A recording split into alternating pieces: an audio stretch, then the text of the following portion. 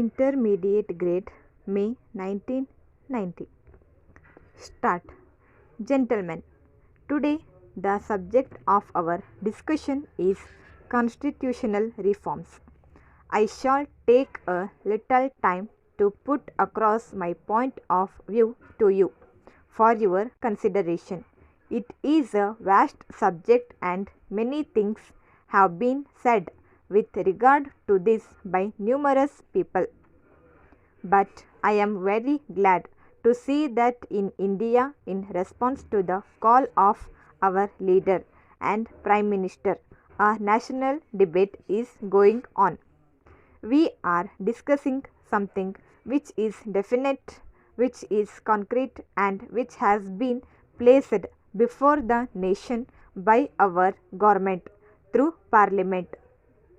It is one of the characteristics of our Prime Minister to be as democratic as possible in every sphere of the activity, indeed, in every matter with which he deals. Therefore, a bill with specific and concrete proposals has merely been introduced, but no further discussion has taken place on it. The sole reason is obviously there cannot be any doubt that the government wants to have an extensive public debate on the issues involved. I have no doubt whatsoever that from every nook and corner of India we shall hear of conventions, conferences, and seminars dealing with the proposals that have been formulated by the constitutional amendment bill which has been moved by the law minister. Now, if I place before you the main things suggested in the amendment and try in my humble way to justify them, I would like to deal with some preliminary objections, if I may use that expression. The first is an objection which in opinion has been taken vaguely and in a very indefinite manner, that the constitution should not be amended.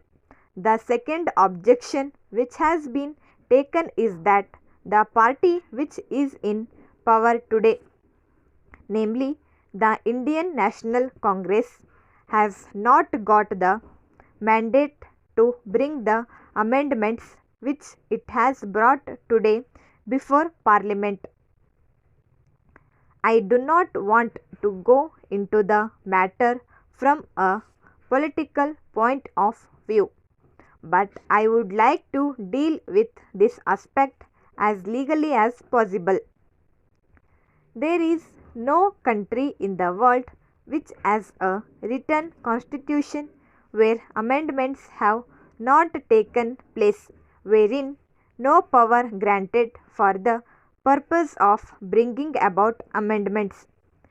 Each generation has a right to choose to itself the form of government it believes the most promotive of its own happiness.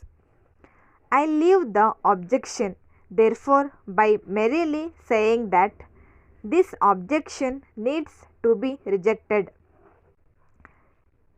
As regards the second objection, it is said that fundamental rights cannot be altered. I am sure everybody will agree that rights can be classified broadly into two groups, namely natural and civil. Natural rights are inherent, which come from the elementary laws of nature, such as the right of life, the right of freedom, and the like. There are countries where there is no death penalty.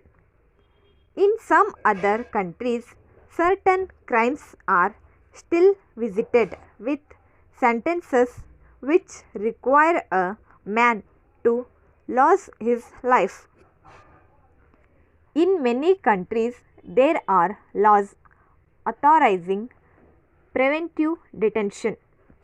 In some countries, there is no such law. It changes from state to state, from nation to nation. Therefore, natural rights too change from time to time. Now, a constitution cannot be in this state of thing. It is too sacred a document. There cannot be any uncertainty with regard to it. So, this concept of basic structure is something, if I may say so with respect, so difficult to understand and so impossible of comprehension that one cannot rightly accept such a doctrine just because of some judges of the Supreme Court have said it. The person who is making this objection has not taken into account the facts of the recent history. Parliament could hardly do anything to bring about the social changes and to bring about the progress. Its real power has been taken away by the judiciary as a result of series of judgments. The Prime Minister did, if I may so, with respect to what every right thinking person would have done under the circumstances, in advising the President to dissolve the Parliament nearly 1 year before its term was to expire and to hold the general elections to the Parliament. Dear Sirs, we are in receipt of your letter of 10th May 90 enquiring the terms and conditions for our wholesale agency. In reply, we would like to make the following offer to you as our wholesale agency in our town. On all cash transactions, we would allow you 10% commission, and on running accounts, it would be 10%. Of course, if an account be paid within 30 days from the date of transaction, we may be able to allow a commission, say, at the rate of 5%. But after the expiry of that time, it would not be possible for us to allow you more than 2%. All goods will be sent directly to you in cases, and it should be checked up with our invoices. If you find that any mistakes have been committed as to the quantity or the quality of the materials received by you, kindly let us know as early as possibly you can. On receiving your reply, we shall at once dispatch duplicate goods to you and take up the matter with our dispatchers. The empty cases must be returned to us as early as possible, which can be put to constant use. Please send these cases carriage forward.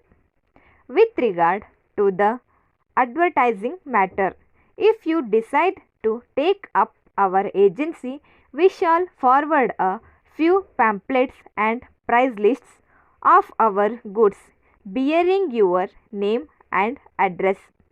We trust you will be able to dispose of these to our mutual benefit. We shall also send you some show cards for exhibiting in your windows. In case the above details are not sufficient, please let us know at your earliest convenience. It is hoped that you have decided to accept the agency. Yours faithfully. Thank you.